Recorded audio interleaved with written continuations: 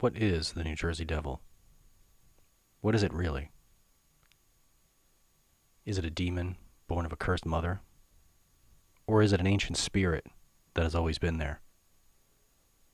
The name is immediately recognized by almost everyone, but it means different things to different people. To some, it reminds them of their favorite hockey team. To others, it evokes fear. It reminds them of that time something big landed on the roof of their car while driving through the pines, while others dismiss it as nonsense.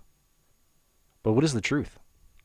In this series, we'll be taking a deep dive into the early Americas, back when New Jersey was still two states, mostly guided by the book, The Secret History of the Jersey Devil by Brian Regan and Frank Esposito. We're going to take another look at the story, what can be proved, what can be disproved. By the end of the series, we will have a greater understanding of the true origins of the Jersey Devil.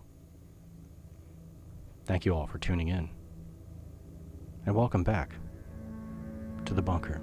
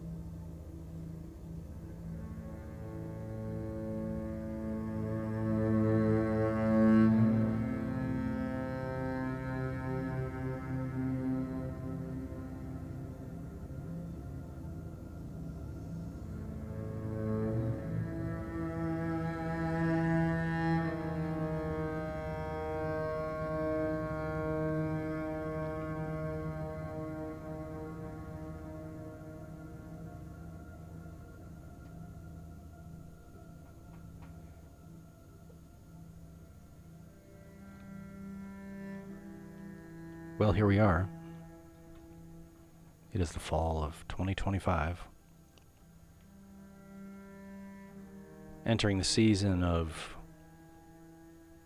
death, in a manner of speaking. All the leaves die off, change color, they fall to the earth. Everything turns inward for some time before the renewal in the spring. So it seems only apropos we should talk about something a little morbid, a little spooky, if you want to put it that way. Something Jersey, of course, 'cause that's where we're coming from. And what's more Jersey than the Jersey Devil? I mean, I became a fan of the Jersey Devils back when they sucked. When they were, they were that expansion team that was just getting smacked around all the time. And then in a few short years, they ended up winning the cup several times. It's awesome. But, so when I think of the Jersey Devil, honestly, my first thought is the team. My favorite defensive pairing and all that sort of stuff. But if you don't watch hockey, you're not going to get any of that. But if you are, you're going to at least know who the Jersey Devils are, whether you're a fan or not. But let's face it. I mean, this has been a legend. It's been in the past several years. I would say in the last decade or so, I've heard it referred to as a cryptid. And my first thought when I hear that was like, well, I mean, is it though? Like, come on. We've all heard the story of Mrs. Leeds and the demon child. Let this one be a devil, and the whole thing. Like, it's not just us here at Jersey have heard this legend. If you watch paranormal TV at all and watch anything about monsters, you're going to see something about the Jersey Devil. The Jersey Devil appeared in a X-Files episode as well. So this isn't something I'm pulling out of left field that no one except people from Jersey have heard of. I know lots of you out there, listeners, are from Jersey or from the area. And so you would be you would obviously recognize this story. But this story is recognized worldwide. I can't sit here and say that there aren't people that pass through that area or that live in that area have not seen very, very strange things. I know that for a fact because I know people that grew up there. They've seen some really strange things. I have spent some time there, not tremendous amounts of time, certainly less time than someone that has lived there for any number of years. But I spent a little bit of time out there, and I've had some really freaking weird experiences. So I can't say there's nothing going on. And one thing I was looking at when I was preparing for this episode was I was reading this book, of course, excellent book, The Secret History of the Jersey Devil. It's fantastic. You're going to get some history. You're going to get, obviously, details about this story, about Mrs. Leeds and about Daniel Leeds, and you're going to learn about the origins of the Jersey Devil, but you're going to get some other history in there as well, because they give excellent context where these stories took place, what caused them to fester and spread, why are we still talking about this today. I think they do a really good job of explaining why the Jersey Devil ended up as our state mascot, really, but also why people are still talking about this, because there's some very, very interesting things in here. I can't wait to get into this. This is just a basic little intro to let you know what's going to be happening. I'm going to be focusing on the book, The History of the Jersey Devil. We're going to be doing an old school book report episode. Some fans reached out and wanted more of these episodes, and so that's what we're going to do. This one fell in my lap. I was actually looking for some other Revolutionary War history books. I was looking for books about the Culper Ring, that, you know, Washington spies and that whole story. There was a I think it was a Stars series that was called Turn, Washington Spies, and it was about that story. That's the book I was looking for. I was in this used bookstore in Bordentown, which is featured in the history of the Jersey Devil, as a matter of fact. So super interesting that I found this book there, and I was like, wow, this looks really super interesting. I'd flip through it really quickly, and I was like, wow, okay, I'm all in. This looks really interesting, and I'm glad I did, because we're going to be doing this series on the Jersey Devil. But one thing I wanted to, which I touched on earlier, I want to preface all of this by saying, look at you know, people that listen to the show, that you know that I'm an investigator. I've been investigating for a long time. We help people all the time with private cases.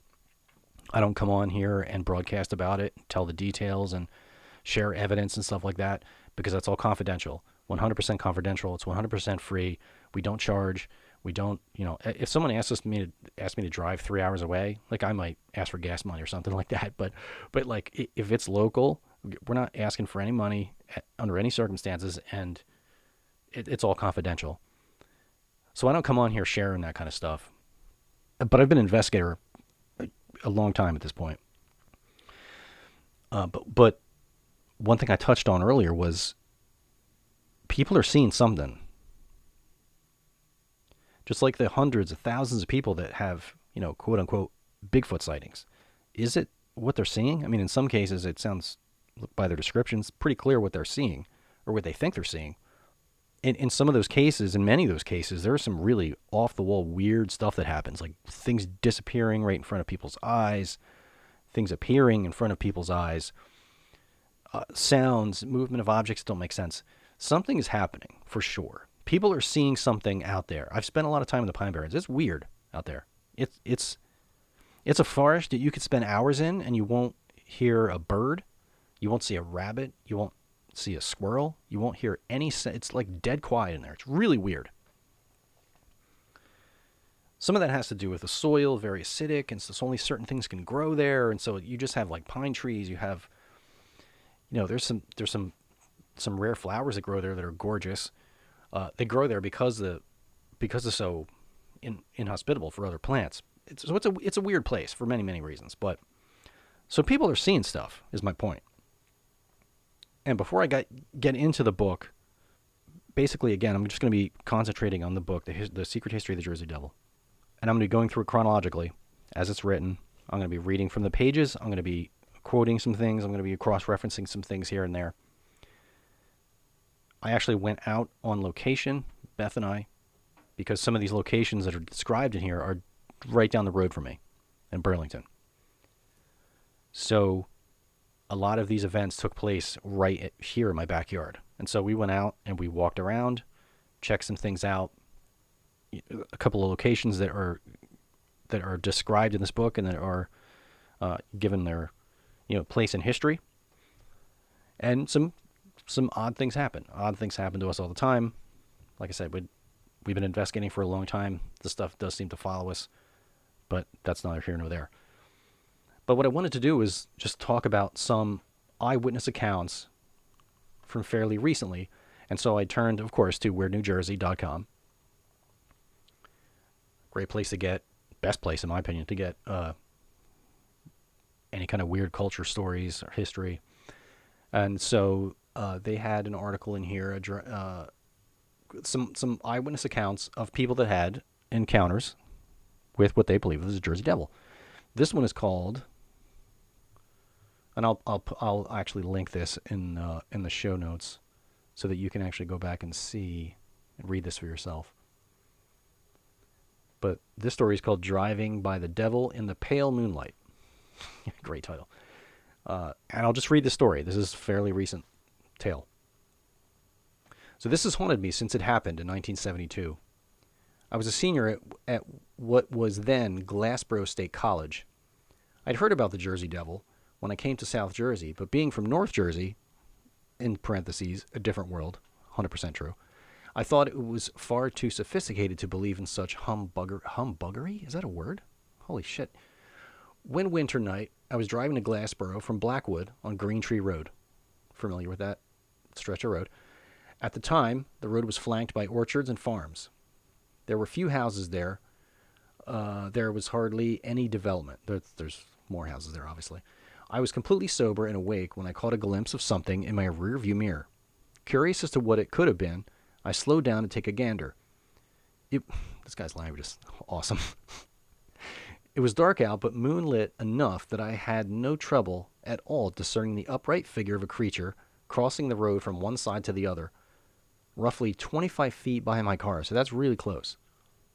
The figure stood taller than a man by far and had thick haunches similar to a goat's, supporting its nearly human-looking torso and huge woolly head. It moved heavily and didn't seem at all disturbed by my being there. I'll comment on more on that point of the story in a second. I didn't linger long enough to see much more. I hit the gas and flew to the Mansion Park apartments in the borough. So petrified was I that I slept the rest of the night in the car, unwilling to get out in the same darkness that had introduced me to the Jersey Devil. Never again from that day on have I ridden on Green Tree Road, holy shit, day or night, that I haven't gotten the heebie-jeebies just thinking about that winter night so long ago. And credit is to Mary Ritzer Christensen. And again, I will link this article in the show notes so that you can go back and read. And there's other stories here too. Another one: don't ever camp in the Pine Barrens alone. Well, that might be a bad idea for other reasons, but again, that's for another episode. Field trips to the Jersey Devil's turf. I mean, my point is that there are sightings of weird stuff to this day, all the time. And I'm not just saying in the Pine Barrens either. I mean, I feel if you pay enough attention wherever you're at in the world, you're going to see something weird. I think that most people kind of run on autopilot, and they're just like looking at their phones, or they're concentrating on where they got to be. Oh, I got to hit the store. I got to do the shopping. I got to pick up my kids from school. I got to do. People are just in their monkey minds 24/7 almost, just keeping up to everyday life and all the things you got to do and your responsibilities. You're not paying attention to the woods off the side of the car while you're driving, speeding, trying to get somewhere. You're concentrating on getting there safely, right? But for those of us that have the time, or that just happen to be more sensitive to these things, you're going to notice this stuff. And I can't say one way or the other what it is, but I'm going to thoroughly enjoy this deep dive with all of you into this book, The Secret History of the Jersey Devil. And I know you're going to love it. It's going to shed a lot of light on the legend, how this came about, and why we're still talking about this. So, like I said, can't wait to get into this with you all. You know, I'm open to comments. I'll leave it open for comments on the episode. Let me know what you think, plus or minus.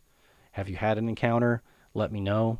You can also shoot me an email at mailtothebunker@gmail.com. If you've had an encounter, something weird in the Pine Barrens, shoot me an email, and I'll share it on the show. But either way, yeah, like I said, I am going to thoroughly enjoy this deep dive with you into the Jersey Devil, and you all are going to be educated and fascinated at the end of the series. I promise you that. This is going to be absolutely killer. So once again, I want to thank everyone for joining me, and we will see you next time in the bunker.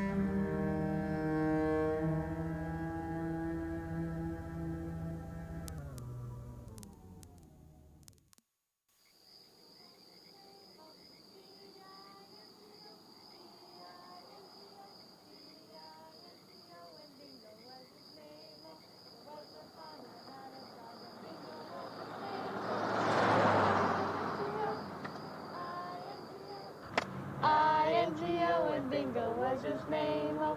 Was a farmer, had a dog, and Bingo was his name, oh. It's okay. I can laugh. No problem here.